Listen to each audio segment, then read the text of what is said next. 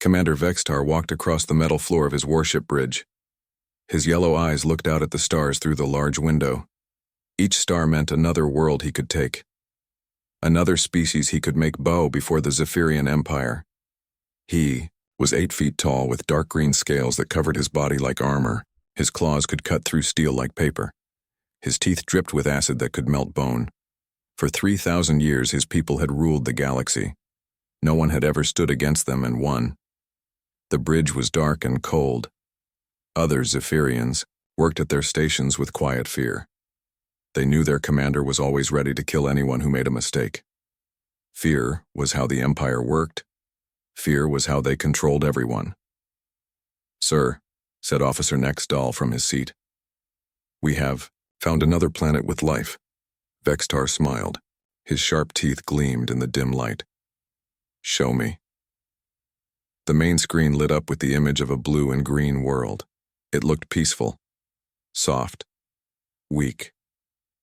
"What do we know about them?" Vextar asked. "They call themselves humans. They have only one homeworld. Their technology is basic. They use chemical rockets to travel between planets in their system." Vextar laughed. It was a harsh sound that made the other officers jump. Chemical rockets. How pathetic. His ships could cross the galaxy in days. These humans probably took months just to reach their own moon. "Any weapons?" he asked. "Some nuclear devices. Nothing that could harm our shields." "Perfect." Vextar turned to face his crew. "Send word to the Krillian hive mind and the Vorthak energy lords. Tell them we have found new slaves." This was how things worked in the galaxy. The 3 great empires had divided all the stars between them. The Zephyrians took worlds through fear and violence. The Krillians used their billions of connected minds to overwhelm any defense. The Vorthak simply drained the life from anyone who opposed them. No species had ever fought back successfully. Most surrendered the moment they saw the alien ships. The smart ones begged for mercy. The stupid ones tried to fight and died quickly.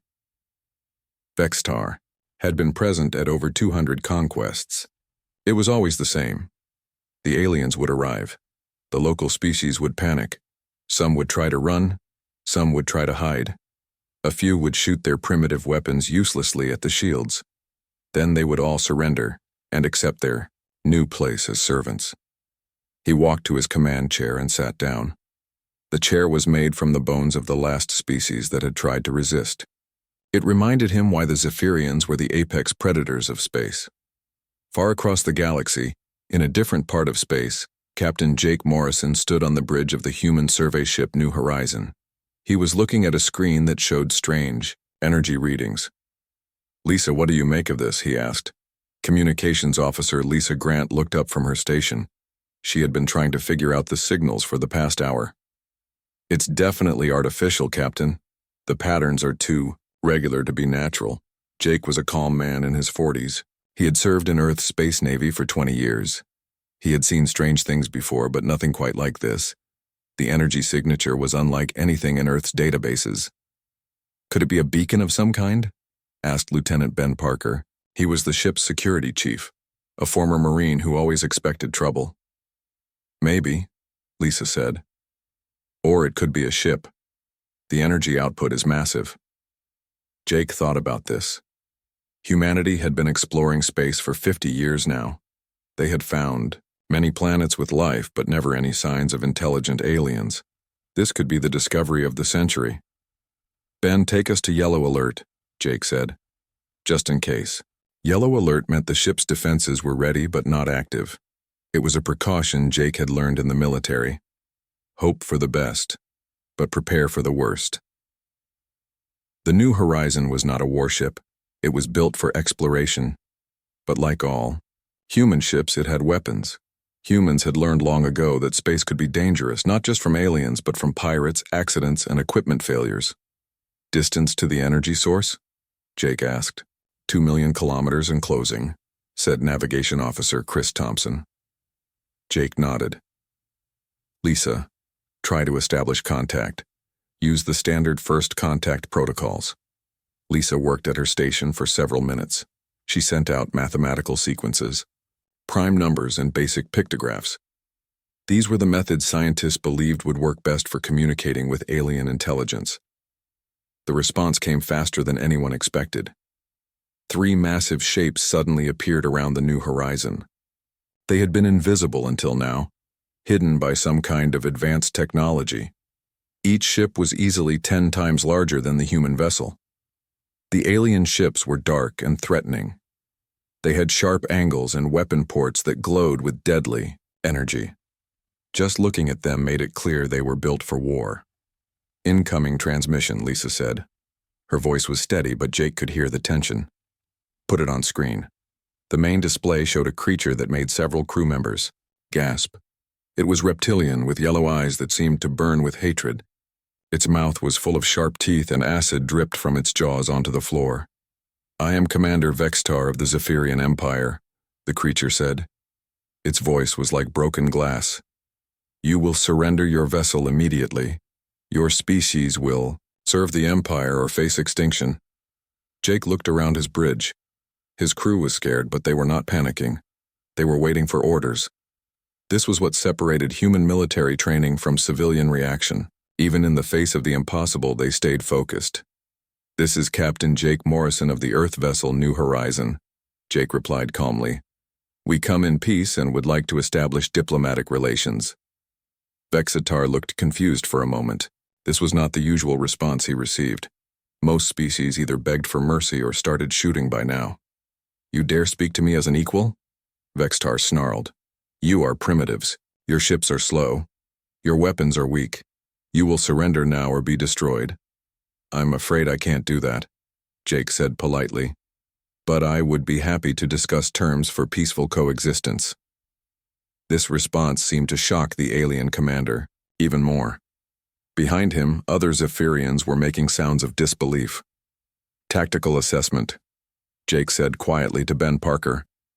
Ben had been studying the alien ships since they appeared. 3 vessels, heavily armed. Their weapons are more advanced than ours, but they're keeping their distance. Shields appear to be energy-based. "Dr. Watson, what's your analysis?" Jake asked the ship's science officer. Dr. Amy Watson had been recording everything since the aliens appeared. "Reptilian species, predatory behavior patterns. They expect submission through intimidation. Classic alpha predator psychology." Jake nodded. He had dealt with bullies before, both human and now apparently alien. 2 more groups of alien ships appeared. The first group looked like massive insects made of metal. The second group seemed to be made of pure energy, crackling and shifting like lightning. "More transmissions coming in," Lisa reported. The screen split to show 3 different alien species. The insect-like creatures spoke in unison with thousands of voices. "We are the Krillian hive mind. Resistance is futile.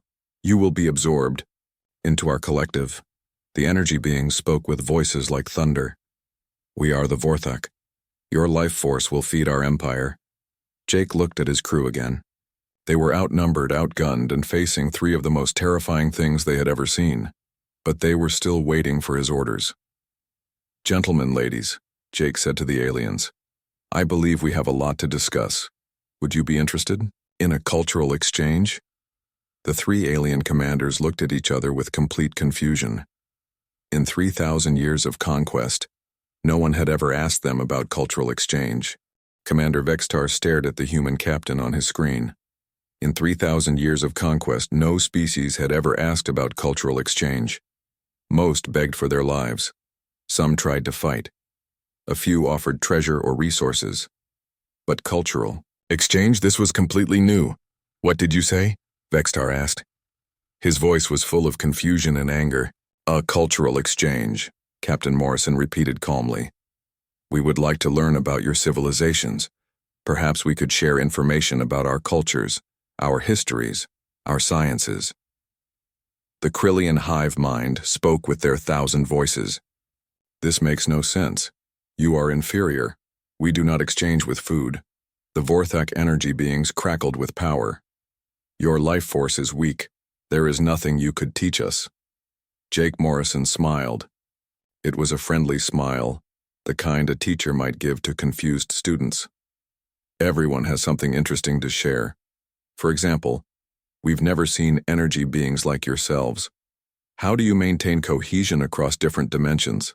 The question caught the Vorthak off guard. Most species screamed or fainted when they saw the energy beings. This human was asking scientific questions like he was talking to colleagues at a research conference. On the bridge of the New Horizon, Dr. Amy Watson was working quickly at her science station. She was recording everything about the aliens. Their ship designs, their communication patterns, their body language. Every detail might be important later. Fascinating, she whispered to engineer Rick Davis. Look at their formation. The reptilians are in front because they rely on fear and intimidation. The insect ships stay in perfect geometric patterns because they think as one mind. The energy, beings are scattered because they don't understand physical space the same way we do. Rick nodded while he worked on boosting their shield systems. Their technology is definitely more advanced than ours, but they're not using it efficiently. Look at the power readings from their ships. They're wasting enormous amounts of energy just to look scary. Systems analyst Kate Williams was monitoring all the alien communications. They're talking to each other on open channels, she told Rick quietly. Either they don't care if we listen, or they don't think we're smart enough to understand. What are they saying? Rick asked. The reptilians are confused because we're not afraid. The insect minds are trying to figure out if we're some kind of new weapon. The energy beings think we might be hiding our true power. Captain Morrison was still talking to the alien commanders. Your ships are truly impressive. The engineering required to build vessels of that size must have taken incredible skill. Vexitar's yellow eyes narrowed. You try to flatter us? This is another primitive trick. Not at all, Jake said. I'm genuinely curious. Our ships are much smaller. We'd love to learn how you solved the structural problems of building at that scale. Lieutenant Ben Parker was quietly working at the tactical station. He was mapping the positions of all the alien ships, calculating firing solutions, and planning escape routes. But he was also listening to the conversation with growing amazement. His captain wasn't just buying time. He was actually treating these terrifying alien killers like they were potential friends. Ben had served with Captain Morrison for 5 years. He had seen the man stay calm in asteroid fields, solar storms, and equipment failures. But this was different. This was either brilliant or insane. Sir, Communications Officer Lisa Grant said quietly, I'm picking up more alien signals. Long range. I think they're calling for reinforcements. Jake nodded without taking his eyes off the alien commanders. How long until they arrive? Unknown. The signals are using technology we don't understand. The Krillian hive mind suddenly spoke. Why do you not fear us? All species fear the hive mind. Fear seems counterproductive, Jake replied. You're clearly intelligent beings with fascinating abilities. Why would we fear intelligence? This answer seemed to break something in the aliens' understanding. They had built their entire civilization around the idea that intelligence was something to be feared and dominated. The concept of being curious about other intelligence was alien to them. You will surrender now, Vextar said, but his voice had lost some of its certainty. We give you one final chance. I appreciate the offer, Jake said politely, but I'm not authorized to surrender on behalf of humanity. That would require approval from Earth Command. However, I would be happy to arrange a meeting between our diplomatic corps and your representatives. The 3 alien commanders looked at each other. Diplomatic corps? Representatives? These humans talked like they were equals, like they had governments and institutions that mattered. Navigation Officer Chris Thompson was using the ship's passive sensors to study the alien vessels. What he found was troubling. Captain, he said quietly, these ships have been in hundreds of battles. The hull markings indicate they've conquered entire star systems. How many systems? Jake asked. Based on the markings, I can see thousands, maybe tens of thousands. Jake processed this information. These aliens weren't just raiders or explorers. They were professional conquerors who had been doing this for a very long time, and they were very good at it. Medical Officer Dr. Sarah Kim was analyzing the biological data from the aliens. The reptilian species shows classic predator adaptations, she reported. Enhanced sensory organs, natural weapons, aggressive posturing. They've evolved to hunt and kill. What about the others? Jake asked.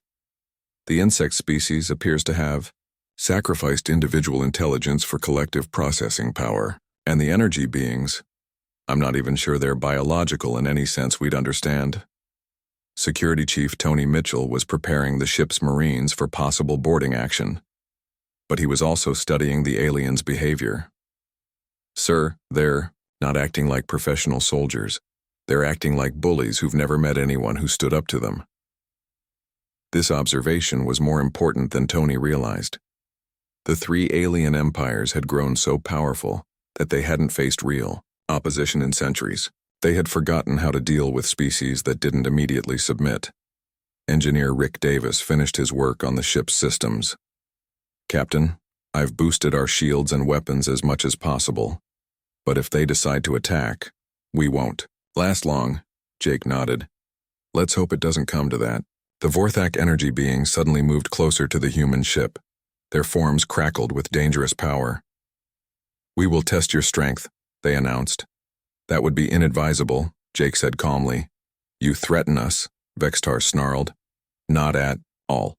I'm simply pointing out that testing unknown capabilities without proper safety protocols could have unexpected results. The aliens paused again.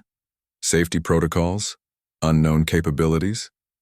This human talked like their ship might actually be dangerous. Dr. Watson leaned over to Rick Davis. He's bluffing brilliantly.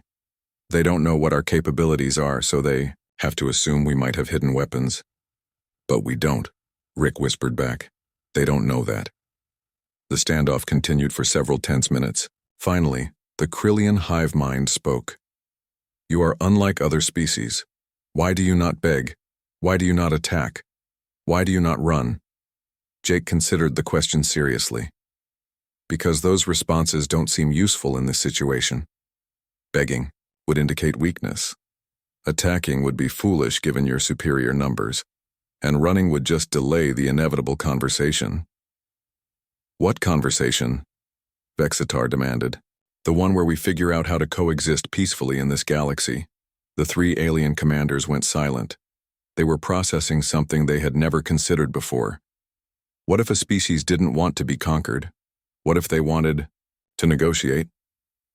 Communications Officer Lisa Grant suddenly looked up from her station. Captain, we're receiving a transmission from Earth Command. Put it through to my private channel, Jake said. Admiral Helen Brooks appeared on Jake's personal screen. She was a stern woman with gray hair and sharp eyes.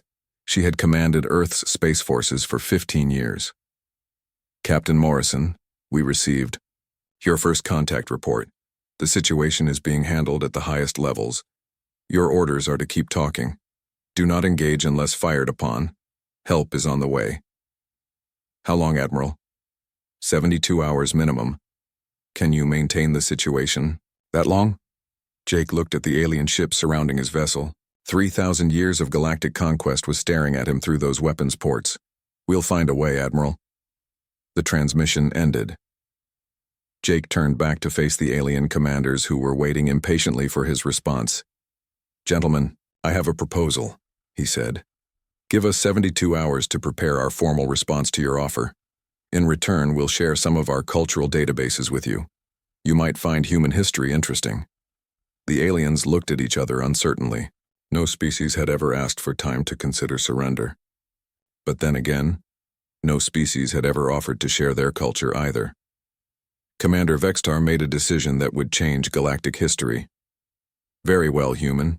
You have 72 hours, but then you will surrender or face the consequences.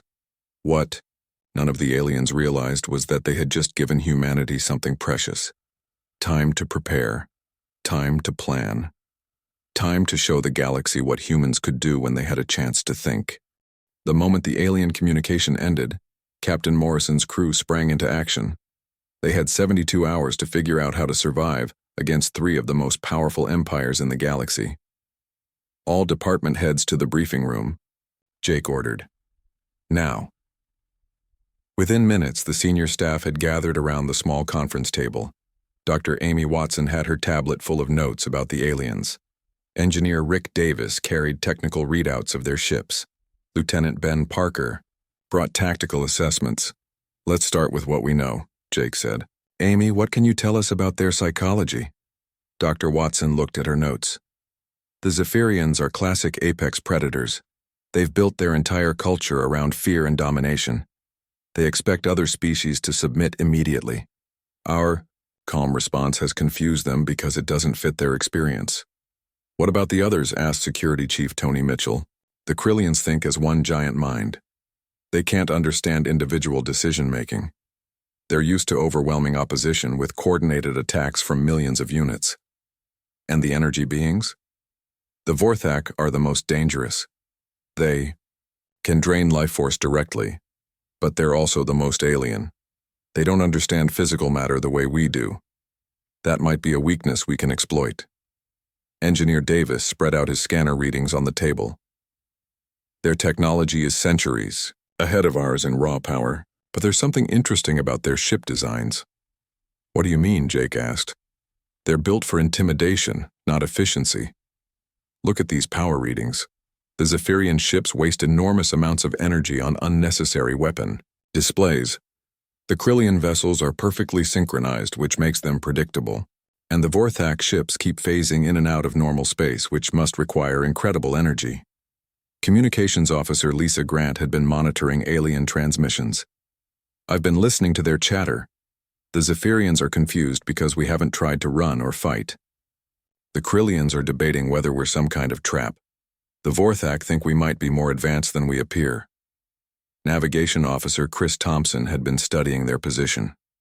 We're completely surrounded. 16 Zephyrian warships, 37 Krillian fighters, and 12 Vorthak energy vessels. If they attack together, we'll be destroyed in seconds. The room fell quiet. The numbers were overwhelming, but Jake had been thinking about something else. They didn't attack immediately, he said. Why? Maybe they want us alive for questioning, Ben Parker suggested. No, said Dr. Watson. I think it's something else. They're apex predators who've never met real resistance. They don't know how to handle a species that doesn't react with fear or aggression.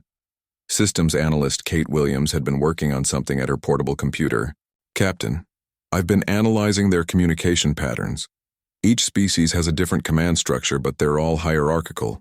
They follow orders without question. That's normal for military organizations, Tony Mitchell pointed out. Yes, but this is different. Look at these recordings. When the Zephyrian commander speaks, the others don't even think about questioning him. Same with the other species. They've eliminated independent thinking in favor of total obedience. Jake began to see what she meant. They can't adapt quickly because they're not used to making decisions on their own. Exactly. And that means they probably have detailed protocols for every situation they've encountered. But we're a situation they've never seen before. Meanwhile, back on Earth, Admiral Helen Brooks was in the most important meeting of her career. The President, the Secretary of Defense, and the heads of every major space agency were gathered in the secure briefing room. How long until our nearest fleet can reach them? The President asked. Minimum 48 hours, Admiral Brooks replied. And that's just 3 light cruisers. Not nearly enough firepower to fight those alien forces. What about evacuation? Can we get our people out? The aliens would detect any rescue attempt long before we arrived. Captain Morrison and his crew are on their own.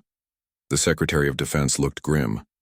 So we're looking at humanity's first contact being a massacre? Admiral Brooks had been thinking about this problem since she received Morrison's message. Not necessarily. Jake Morrison is one of our best captains. If anyone can find a way out of this, it's him. But what can 20 humans do against 3 galactic empires? I don't know, but I know Jake. He's not going to give up without a fight. Back on the New Horizon, Captain Morrison was putting together a plan that would have seemed insane to anyone else. But to his crew, it was starting to make sense. We can't outfight them, he said. We can't outrun them. But maybe we can outthink them. Dr. Watson nodded. They're used to dealing with species that react predictably. Fear, anger, desperation. We need to keep being unpredictable. How? Asked Ben Parker. Jake smiled. It was the same smile he'd used with the alien commanders. Calm, confident, and slightly mysterious. We're going to do something they've never seen before. We're going to study them like they're specimens in a laboratory. The crew looked at him with surprise. Think about it, Jake continued. They're so confident in their superiority that they're not even hiding their capabilities from us. They're broadcasting on open channels. They're showing off their weapons. They want us to be afraid. But we're going to use that against them, Dr. Watson said, understanding the plan. Exactly. Lisa, I want you to start asking them questions about their technology. Act like a curious scientist. Rick, begin analyzing everything they show us. Amy, keep studying their behavior patterns. What about me? Ben Parker asked. You're going to help me with the most important part. We're going to make them think we're much more dangerous than we actually are. Medical Officer Dr. Sarah Kim had been quiet during the meeting, but now she spoke up. Captain, there's something else we should consider. These species have been conquering worlds for thousands of years. That means they've destroyed countless civilizations. The room grew somber. They weren't just fighting for their own lives. They were facing genocidal empires that had wiped out entire species. All the more reason to stop them, Jake said quietly. Over the next few hours, the crew implemented their plan. Lisa began sending the aliens detailed questions about their technology, disguised as scientific curiosity. She asked about their faster-than-light travel, their energy weapons, their communication systems. The aliens, flattered by the attention and convinced of their own superiority, began explaining their capabilities in detail. They wanted to impress their future slaves with the power they would serve. Rick Davis recorded everything, analyzing the technical specifications for weaknesses. What he found was encouraging. The aliens had incredibly advanced technology, but they used it inefficiently. They had become lazy and overconfident. Dr. Watson continued studying their psychological profiles. The Zephyrians were bullies who had never been challenged. The Krillians were a hive mind that couldn't handle unexpected variables. The Vorthak were energy beings who didn't fully understand physical matter. Meanwhile, Ben Parker was working with Tony Mitchell on a different kind of preparation. They were setting up what appeared to be defensive systems, but were actually elaborate bluffs designed to make the aliens think twice about attacking. Remember, Jake told his crew, we're not trying to beat them in a fight. We're trying to make them hesitate long enough for help to arrive. As the hours passed, something unexpected began happening. The aliens started arguing among themselves. The Zephyrians wanted to attack immediately and show their dominance. The Krillians wanted to study the humans more carefully before acting. The Vorthak were becoming suspicious that the humans were hiding some kind of advanced technology. This is perfect, Dr. Watson told Jake. Their alliance is based on mutual fear and respect for each other's power, but they don't actually like each other. We're creating doubt and suspicion between them. Jake watched the alien ships on his tactical display. Some were moving into more aggressive positions. Others were pulling back to defensive formations. The perfect coordination they had shown initially was breaking down. How much time left, he asked. 18 hours until the deadline, Chris Thompson reported. And how long until Earth reinforcements arrive? At least 30 hours, assuming they left immediately after we sent our message. Jake did the math. They needed to survive 12 hours longer than their deadline. It seemed impossible, but Jake had learned something important during his years in space. The impossible just took a little longer to figure out.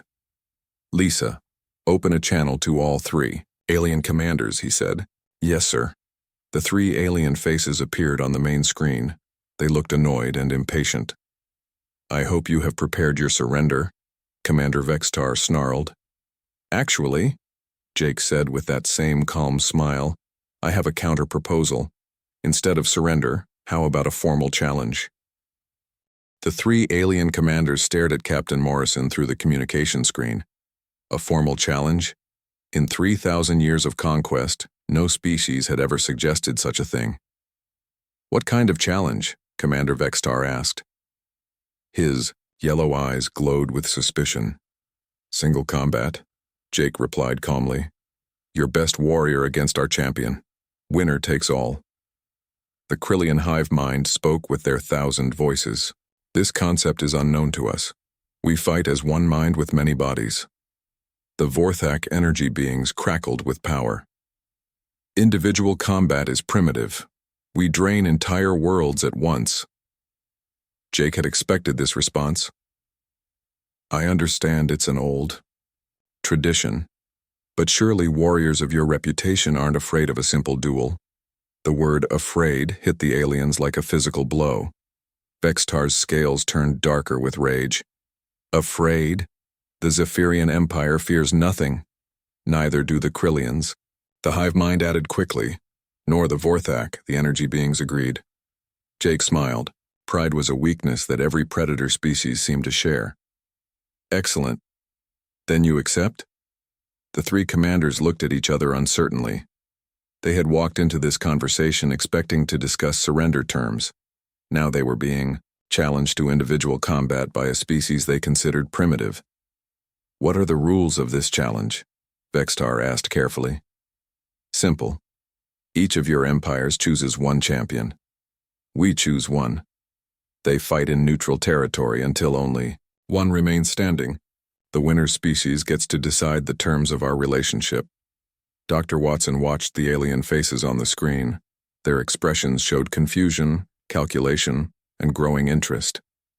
Individual combat appealed to their predator instincts in a way that mass slaughter didn't. You would risk everything on a single fight?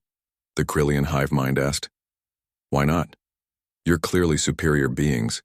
It should be an easy victory for you. The aliens went silent. They were communicating with each other on private channels, probably arguing about whether to accept this strange proposal.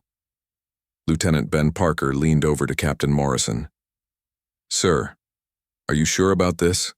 We'd be fighting three of the galaxy's most dangerous predators. Do you have a better idea? Jake whispered back. Ben thought about it.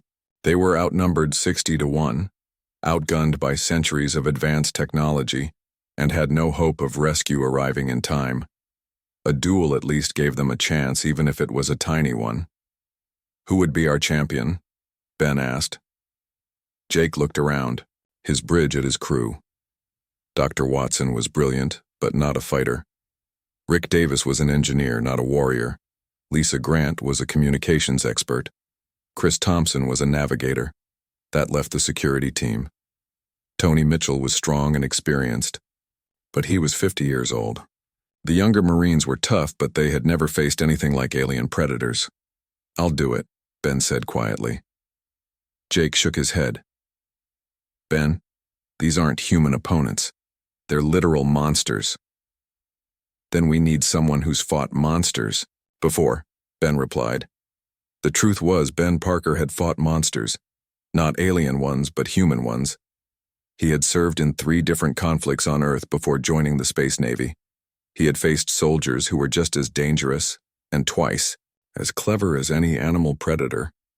Commander Vextar's voice interrupted their whispered conversation. We accept your challenge, human. But we choose the location and the weapons. Agreed, Jake said immediately. The duel will take place on Battle Station Omega-7. It is a neutral facility we use for training exercises. No weapons except natural abilities and simple tools. Jake nodded. This was actually better than he had hoped. Natural abilities meant the aliens couldn't use their advanced technology. They would have to rely on their physical capabilities alone. When? Jake asked. In 6 hours. That gives us time to prepare the station and select our champions. The communication ended. Jake turned to face his crew. They all looked worried, but determined. Ben, you don't have to do this, Jake said. Yes, I do, Ben replied. This is what I signed up for when I joined this crew. Besides, I have an idea about how to beat them. Dr. Watson looked up from her tablet. The aliens are making a mistake. They're thinking of this as a test of pure physical strength, but humans don't fight that way. What do you mean? Asked Rick Davis. Humans evolve fighting other humans. That means we evolve fighting opponents who are just as smart as we are.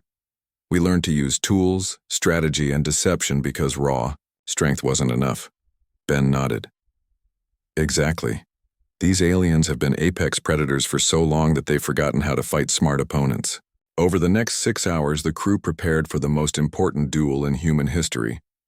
Dr. Watson studied everything they knew about alien biology, looking for weaknesses. Rick Davis helped Ben understand the technical specifications of the battle station. Lisa Grant monitored alien communications to learn about their champions. What they learned was both terrifying and encouraging. The Zephyrian champion was war leader Krex, a 12-foot-tall monster with claws that could cut through steel plate. He had killed over 300 opponents in personal combat and had never been defeated. The Krillian champion was designated Hive Prime Delta 7. It was connected to the collective consciousness of 10 billion Krillian minds, giving it perfect coordination and tactical awareness. It could predict an opponent's moves before they made them.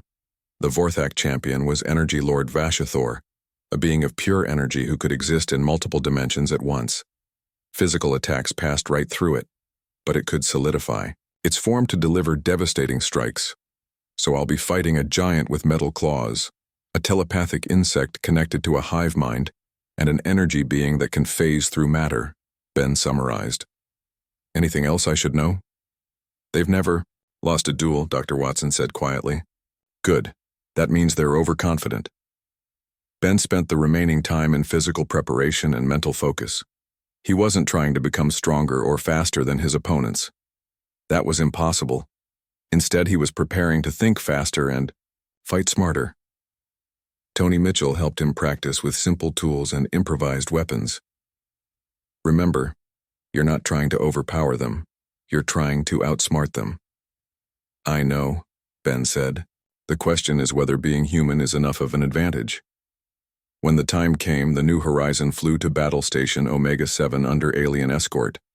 The station was a massive circular structure built for combat training.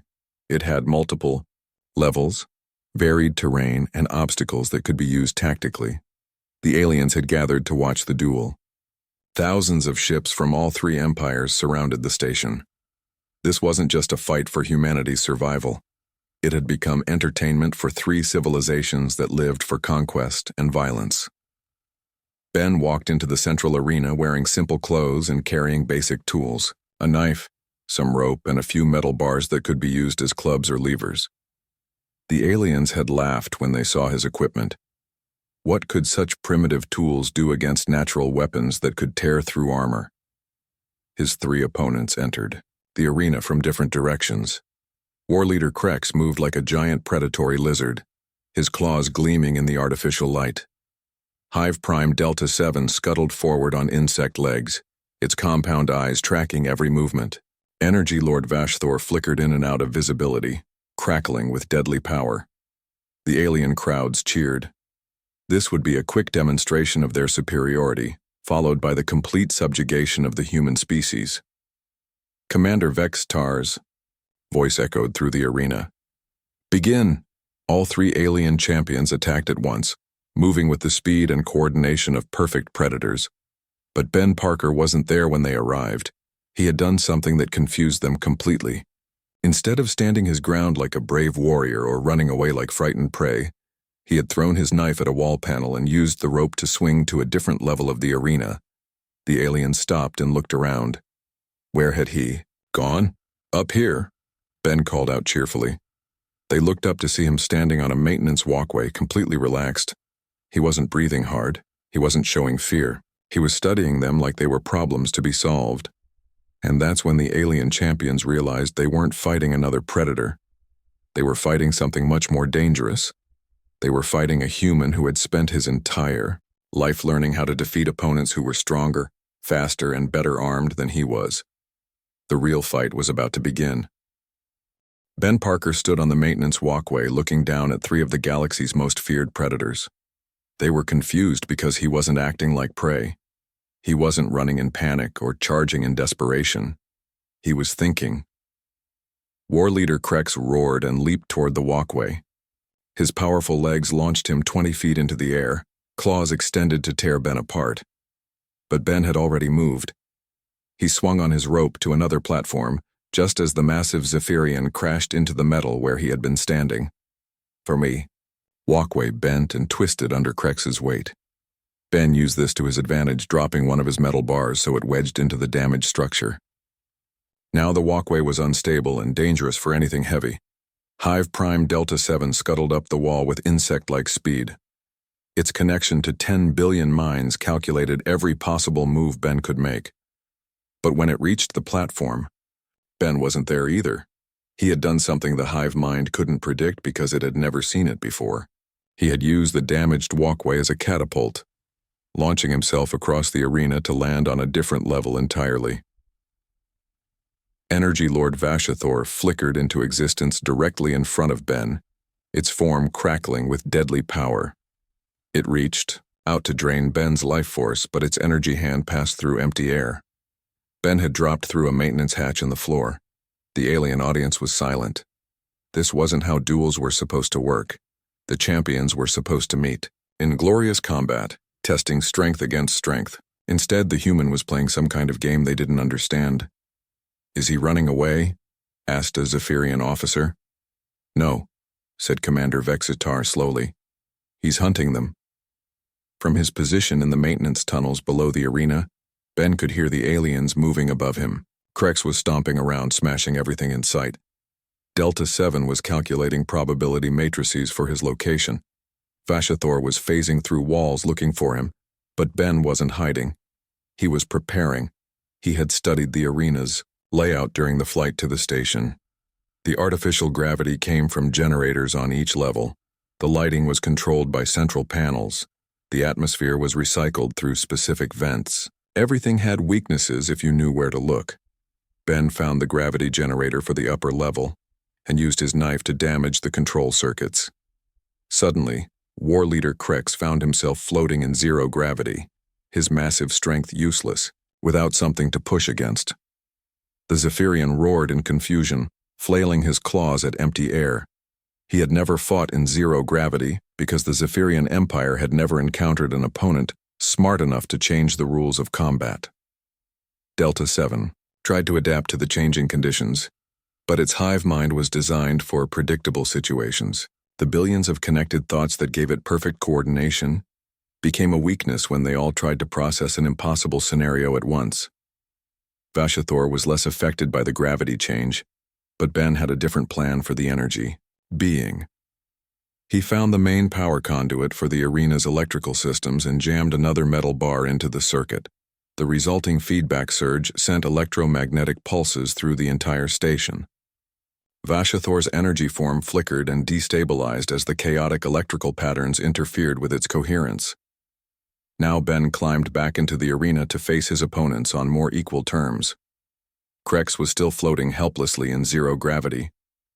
Ben swung on his rope and kicked off the Zephyrian's back, sending the massive alien spinning into a wall.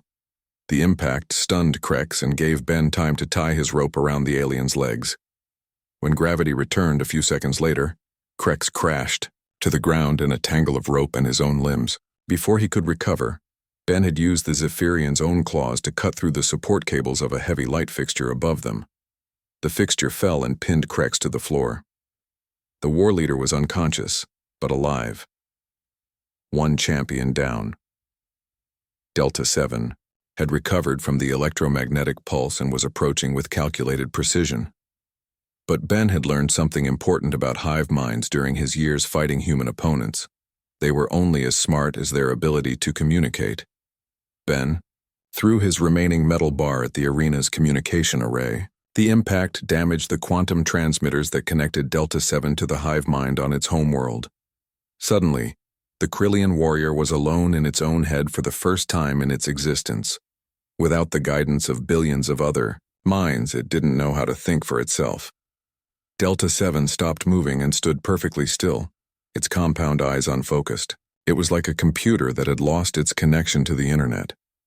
All its data and processing power was gone. Ben walked up to the motionless Krillian and gently pushed it over. It fell like a statue and didn't get up. The second champion was defeated without Ben having to throw a single punch. That left Energy Lord Vashathor, and this would be the most difficult opponent. The Vorthak could phase through any physical attack and drain life energy on contact. How do you fight something that isn't really there? Ben stood in the center of the arena and waited. Vashathor flickered back into visibility. confident that no physical being could threaten it. "You have defeated the others through trickery," the energy being said, its voice like thunder. "But I am beyond your primitive tactics." "Maybe," Ben said calmly. "But I have a question for you." Vashathor paused. No opponent had ever tried to have a conversation during combat. "What question?" "How do you exist in multiple dimensions simultaneously while maintaining consciousness in this one?" The energy being was puzzled by the question. "We are pure energy. We transcend the limitations of matter." "That's fascinating. So your consciousness exists partially in other dimensions?" "Yes. We draw power from the quantum foam of parallel realities." Ben nodded thoughtfully. "And what happens to beings of pure energy when they encounter a sustained electromagnetic pulse in a confined space?" Too late, Vashathor realized what Ben was asking. The human had damaged the electrical systems not just to disrupt the energy, being's coherence, but to turn the entire arena into a giant electromagnetic cage. Ben dove for cover behind the fallen light fixture as the arena's damaged power grid overloaded completely. Electrical energy discharged from every surface, creating a chaotic storm of electromagnetic interference. Vashathor's scream echoed across multiple dimensions as its energy form was scattered and disrupted. When the electrical storm ended, the fourth act champion was gone. Not dead, but dispersed across so many dimensions that it would take centuries to pull itself back together. The arena fell silent. Ben Parker stood alone among 3 defeated alien champions, breathing hard but uninjured. The alien audience was stunned. They had just watched a single human defeat 3 of the galaxy's most powerful warriors without using any advanced technology. He had won through intelligence, adaptation, and the kind of tactical thinking that only came from millions of years of evolutionary warfare. Commander Vextar stared at the human standing in his arena. For the first time in 3,000 years of conquest, he felt something he had never experienced before. Fear. Not fear of Ben Parker specifically, but fear of what he represented. If one human could do this, what could billions of humans accomplish? The communication screen on the New Horizon showed the faces of 3 very different alien commanders. The arrogance was gone. The certainty was gone. For the first time, they were looking at another species with something approaching respect. "The terms of the challenge have been met," Captain Morrison said quietly. "Now we negotiate as equals." But, even as the aliens agreed to talks, emergency transmissions were being sent across the galaxy. The 3 empires were calling in their fleets, their generals, their scientists. They needed to learn everything they could about this new species that had just changed the balance of galactic power. What they discovered over the following weeks terrified them more than the duel had. Humans hadn't just survived on their world. They had thrived by competing with each other for millions of years. Every human technology, every human strategy, every human innovation had been tested against other humans who were just as smart and just as determined. The aliens had conquered thousands of species, but they had all been fighting their first war. Humans had been fighting each other since the beginning of their existence. They were a species that had turned warfare into an art form. Admiral Brooks arrived with the human fleet 3 days later, but the shooting war was already over. The real war was just beginning. It was a war of ideas, of innovation, of adaptation. The aliens had superior technology, but humans had superior thinking. Within months, human engineers were improving alien designs. Human tacticians were developing new strategies. Human diplomats were negotiating treaties that no one had thought possible. The galaxy discovered that apex predators could learn new tricks when they were taught by a species that had survived by never stopping to learn. Some alien empires chose to fight. They were defeated not by human weapons but by human ideas spreading among their own conquered peoples. Revolutions broke out across the galaxy as oppressed species realized they didn't have to accept domination. Other empires chose to negotiate. They found that humans were willing to share their knowledge in exchange for peaceful coexistence and an end to conquest. A few empires chose to adapt.